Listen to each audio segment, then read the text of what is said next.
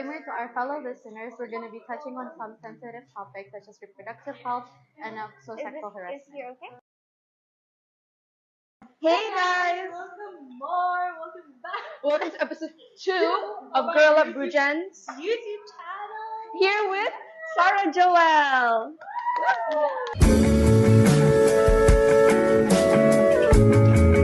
Our host for today. Our beautiful main host, Erza. Hi, I'm Sara Jowell. I'm a beauty content creator, beauty and fashion content creator, and I do amongst other things. So. I also just met Erza today, but I know she's a very ambitious and she's a very ambitious advocate, and I really admire that about her.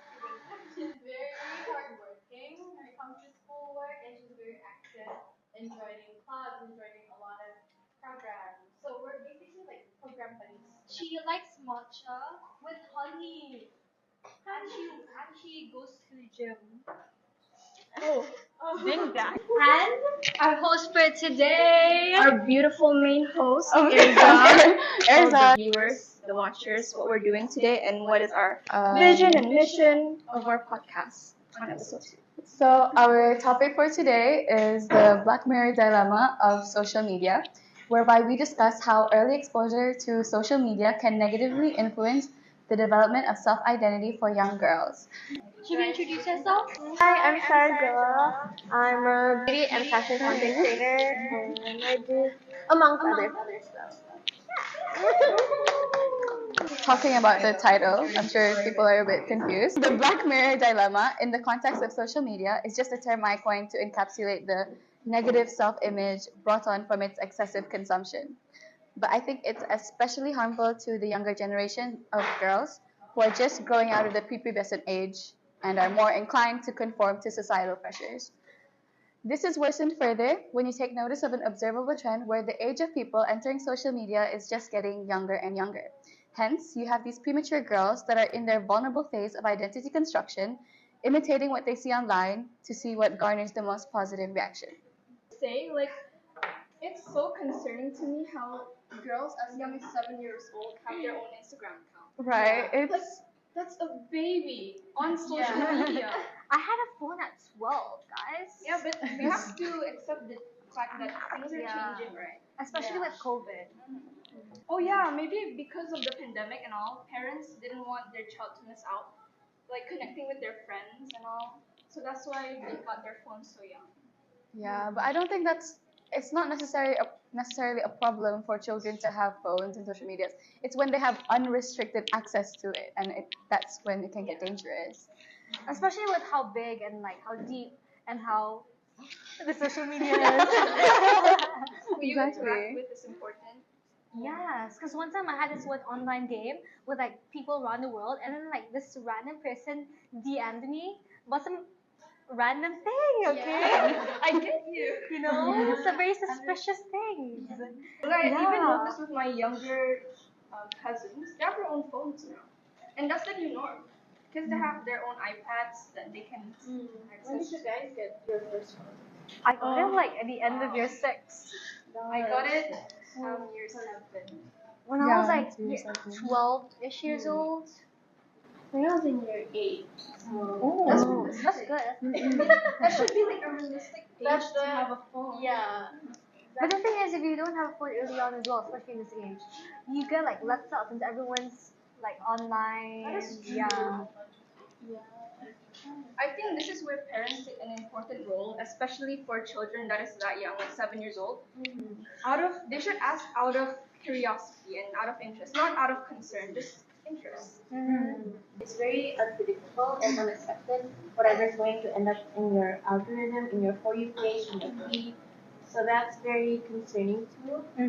Knowing that children are the most curious ones. Okay, so since we're talking about growing up in the digital era for young girls in this generation, how was it like for you, your early experiences of growing up? Anything negative? I think, as I mentioned, I was on social media very young. Nobody was really monitoring me. So So that's something. I don't blame my parents. It does give you an opportunity to grow yourself. Yeah, Yeah. exactly. I learned it myself, which is actually concerning because I'm very True. right? Yeah. I think I did as well. Exactly. Especially in Brunei, like your parents don't really talk to each other. Yeah. Learn along the way. with And their even friends. and even if your parents do try to talk about it, on our part as well, it's a bit awkward. So we just try to Yeah. avoid it. Because I remember, I think my friends tried to broach the topic, and I was like, yeah, I know this. Don't tell me about this. Yeah, exactly. And then It's I so think you just strange. want them to go Yeah. in. Like, yeah, okay, I understand. Mhm. Yeah. Yeah, exactly. This is why it's. I think it's also because it's ingrained in our culture as well. Yeah. Maybe that's why, because it's not open as well, and it's awkward for it to talk about. Yeah, I was very young on social media, but I started doing content, which is when I think more eyes were on me. So that was like, I think I had my Instagram when I was in year 9 or something. I didn't really start creating content yet, but it was like, okay, I have my Instagram, and then I started to take like pictures, and then I started to get some photo shoot gigs and all that. So like it was pretty young. Like looking back, like year 10, year 11, I was still pretty young. Yeah, and then when I actually did start, like really start doing content, that was pre-COVID sort of. It's like late 2019 to 2020. So that's when like okay, there are eyes on me, and there are people who actually recognize me. Does it ever give you the pressure to be perfect all the time? Maybe not really perfect, but very much aware of what I'm doing. Yeah, and like whatever. Self-conscious. Yeah, sort of. Like I'm aware of what I put out, what I say, what I show, especially of myself. Yeah. And that's what kids not realize these days when they have their phones too young. When they post, they don't know it stays there for a while until they decide to delete it or that people remember it. Yeah, But because also it's all in our control, like the child's control, and they wouldn't realize it till they develop or something. Because even for myself as well, I had my Instagram account when I was around 12 years old, and oh my gosh, do I regret so many things I've done. yeah, It's so embarrassing. The thing is, social media by itself it doesn't have to be a negative thing. Because it can be like a community, where you're like with friends and everything. But the problem begins when young girls form a dependency to the validation of others, a cycle reinforced by social media. Research shows that this is because of the underlying psychological process that occurs from virtual positive engagement. It creates a dopamine addiction. So when you get likes, you feel that pleasure, you feel that sense of approval, and people get addicted to that. And then they feel inclined to continually pursue that popularity. The situation becomes worse, or it becomes dangerous when when they chase that mass approval, and it leads them to self-objectification, making them vulnerable to male predators online. Again, this opens up to a whole other Pandora's box of mental health issues that are like immensely hard to unlearn. Do you have any experience, especially with male predators online? I would say yes, but thankfully I've never gotten any really physical and really upfront incidents or anything, I think. But I can definitely say that most, if not all, of the negative comments that I get from like, criticism about my appearance or whatever I do are usually from men. And these men, I don't know them. I mean, I don't know how old they are, like whether they're young or they're old. I mean, it's very much more concerning if they're younger, right? It just means that one, not only is this an issue of social media, but it's also an issue of like misogyny, sexism. Like it's a whole thing, and that's what's scary. Somebody sent me a picture of my own house. Yeah. That's scary. Yeah. See, that's the thing, right? Like I mentioned before that I don't see myself as someone so prominent, like a big public figure or anything, but I do know that people do know me, like from the stares that I get or from people coming up to me and telling me that they know me and all that. Like, okay, I know to that extent. But then when I got those pictures, it was a breach of not only my privacy, but also my family's privacy. True. Like, yeah, it's my house, it's my home, it's where I live, it's where I feel the safest, you know? And then come to find out that these were coming from my own neighbors. Yeah. Yeah. Plot twist. Yeah. And then one of them was a guy, and he was sending me messages, telling me how pretty I look. And this is like somebody who sees me at my house, like when I'm outside my house. And this one time that happened, one time something happened is that I was outside playing with my cats, and then this guy actually called out to me. And then he was catcalling me, and like, I'm like, hi, Sarah, and I just ignored it, and I just went inside. They were uncomfortable. Yeah, exactly. And I don't know whether it's about like being a girl that makes you always think like, oh, like, it's nothing, it's something so like, oh, like it's not a papa, it's something so small. It's just like they just called you out, something like that. But that's the thing that people don't really realize, that that's actually very, very dangerous. Like I said, it's a breach of your privacy and your home. So that's like the danger and the scary things that I talk about on social media. And I also think it really shows that followers and society, they don't really see celebrities or like influencers, they don't see you as human, and that's so degrading. Yeah, exactly. Like, yeah, I've had like people mentioning my name on social media. Like I've seen one on Reddit. Please don't go check it. I don't want. But like, I've heard someone ask like, "Oh, what do you guys think about this girl? Like my name?" And it felt like, Yeah, to just like pick on yeah, all your exactly. little insecurities and Just have everything. it. Like imagine it's on your board like that, like in real life. It just shows like the question of yourself. And Why it's would so people do that, you know? exactly.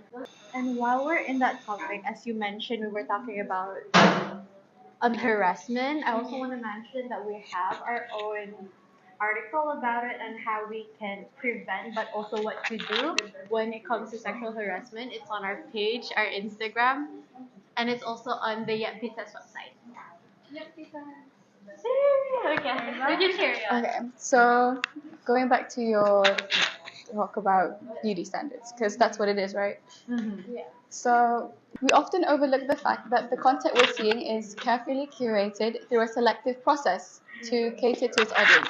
There's a lot that goes on behind a single post. For example, makeup, filters, even little details like lighting and camera angle, they're all taken into account. But because we consume that media on a daily basis, we grow to accept and normalize it as the standards of living and looking, which is extremely unrealistic. Ergo, when we ourselves fall short in whatever aspect it may be in comparison to the media we consume, we're left feeling insecure and dissatisfied. I mean, how many times have you looked at a candid picture of yourself, and felt disheartened by what you saw? How many times have you had to do some tedious, mundane task like cleaning the toilet, taking out the trash, and felt resentment at life? But the reality is that life is full of the mundane. Not every part of our life is romanticizable, as they say. And to keep holding our lives to that standard, to keep harboring that resentment through life, is only going to tire you. And the same goes for the beauty standards that us girls are subjected to. They are incredibly unrealistic and, not to say meticulous and Eurocentric. We're trying to fit ourselves into a frame that so clearly wasn't made for us, and yet we've collectively internalized it as flaws of ourselves. Right. So, as someone that's more of a advocate for like self-love, Yeah. how do you unlearn that insecure mentality? I think for me, I have to say that I'm quite lucky to have like that level of confidence that I've had since I was younger. So I'm quite lucky for that because I am able to like somewhat carry myself forward with an armor, and like whatever people say to me, it gets bounced off. But yeah, thank you. But of course, that doesn't mean that it never pierced through the armor. Like there are times, of course, like there are days where I may be not at my best. Like maybe I'm like, I've had a bad day or something. That's when they get me the most. That's why sometimes we deactivate our Instagram account to get some time and reconnect with people we love. Exactly. So like how I navigate myself with those insecurities is very much a lot of affirmations, and then I think surrounding myself with people that I love and who really support me is a very, very, very big and important thing. Because I've had like times where it's very, very, very dark days. That's where I'm going to say it. Well, yeah, very, very dark days because of what people are saying about me on social media. Like there are times when people have said really, really heinous things about me and they don't even know me, you know? Exactly. And that's what I keep telling myself, the fact that these people, they only see me through a screen and whatever they say are always constant projections of their own insecurities. Definitely. The main thing is that they don't know me. They don't know my life. They don't know the relationships and friendships that I've had. They like even if it's someone who have known me in real life for some part of my life, like maybe a classmate, and they will go off like talking about me. But it's like that's the version of yourself then. But even then, it's not necessarily true. Yeah, It's something that they've curated in their mind, you know? Making sure those affirmations are always constantly in my head, being like, yeah, the fact that they don't know you, they don't know what you do, they don't know your life is very important. And then, yeah, having a really, really good support system is necessary, very, very important and vital in life. What are the biggest misconceptions about being a social media? That I'm rich, which I'm not. Like I'm rich in love. Oh.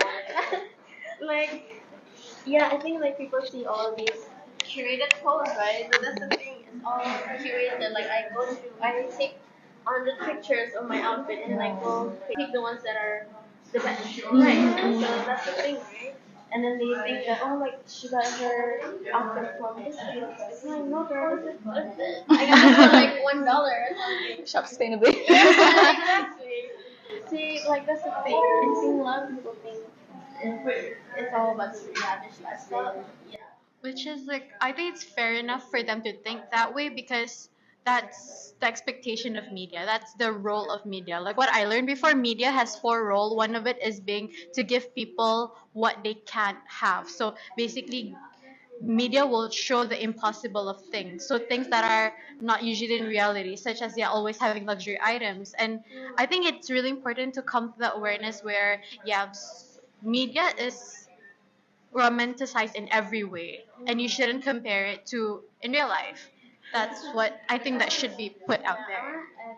Too, like I have to admit that yeah, you're right. Like there is that part, that other half of like yeah, there is some sort of like lavish lifestyle because of like all the PR stuff or like you get to like events, you know. But that's the thing, it's what they post, of course, is going to be curated.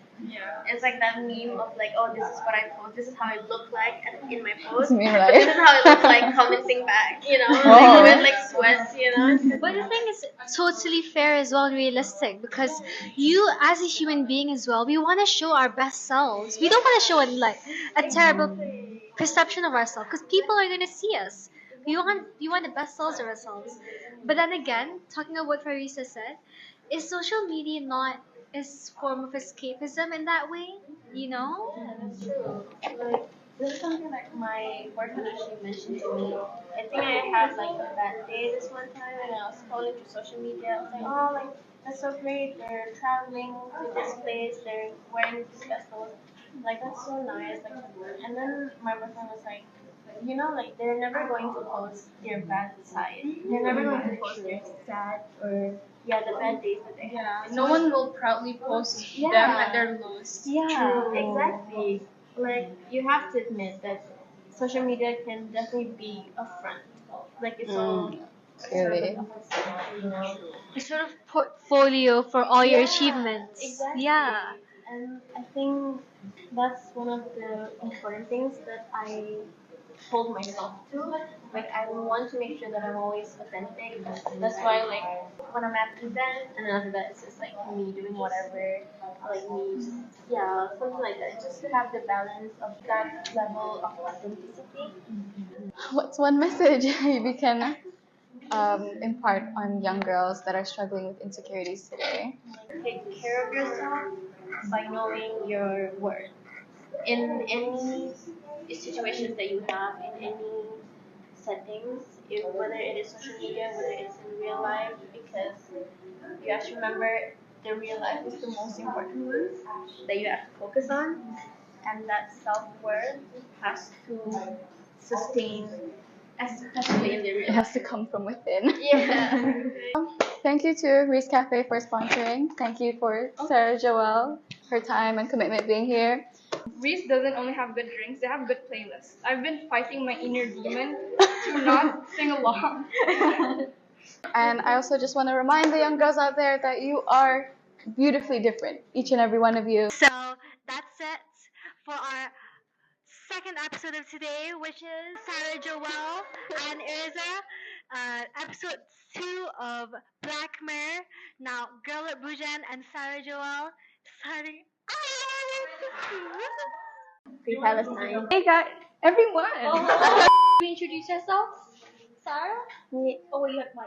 To make it fun, I'll say something about you. You say something about Farisa. Farisa say something about us. Okay. And then Buzzer say something about me. After this, actually. After this. But how do you feel about your followers and your? I don't know, girl. I mean, Oh, we're supposed to describe what it is. It's very peachy. and it's very fizzy. With peach syrup, peach tea, peach slices, peach everything. So if you're a peach fan, this is definitely Reese logo, the best order. I got the peachy fizz, and it's peach chunks, lime, ice cream soda, and grenadine syrup. Yum. Thank you, Reed.